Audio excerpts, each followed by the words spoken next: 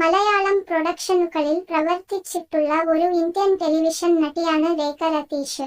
പരസ്പരം എന്ന സീരിയലിലെ പടിപ്പുര വീട്ടിൽ പത്മാവതി, മഞ്ഞിൽ വിരിഞ്ഞ പൂവിലെ മല്ലിക പ്രതാപ് എന്നിവയാണ് രേഖ ചെയ്തിട്ടുള്ളതിൽ വച്ച് ഏറ്റവും ശ്രദ്ധേയമായ കഥാപാത്രങ്ങൾ. 1982-ൽ നടിയും ഡബ്ബിംഗ് ആർട്ടിസ്റ്റുമായിരുന്ന രാധാദേവിയുടെയും രതീഷിന്റെയും മകളായി ജനിച്ചു.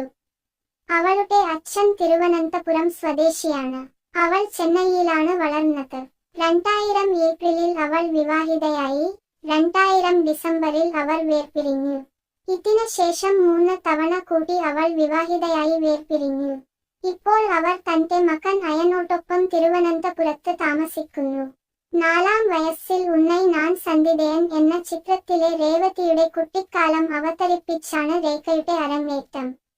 14-ാമത്തെ വയസ്സിൽ ക്യാപ്റ്റൻ രാജു അവളെ മലയാളം ടെലിവിഷനിലേക്ക് പരിചയപ്പെടുത്തി. ശ്രീവത്സൻ സംവിധാനം ചെയ്ത ഏഷ്യാനെറ്റിലെ നിറക്കൂട്ട് എന്ന സീരിയലിലൂടെയാണ് അവളുടെ അരങ്ങേറ്റം. ഒരിടവേളയ്ക്ക് ശേഷം എം. നസീറിന്റെ മനസ്സു, പിന്നെ ദേവി, കാവ്യാഞ്ജലി, സ്വന്തം എന്നീ സീരിയലുകളിലും അഭിനയിച്ചു.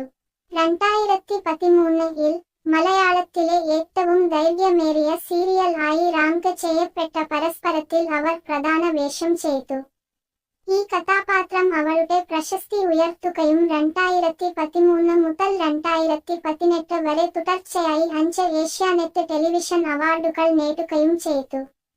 രേഖ രതീഷിന് 42 വയസ്സ്, 5 അടി 5 ഇഞ്ച് ഉയരം, ഏകദേശം 70 കിലോ ഭാരം.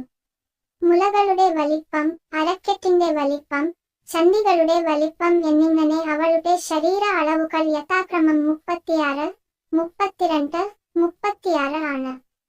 അവളുടെ മുലകളുടെ വലിപ്പം 36B, അരക്കെട്ടിന്റെ വലിപ്പം 32 ഇഞ്ച്, ചന്ദികളുടെ വലിപ്പം 36 ഇഞ്ചുമാണ്.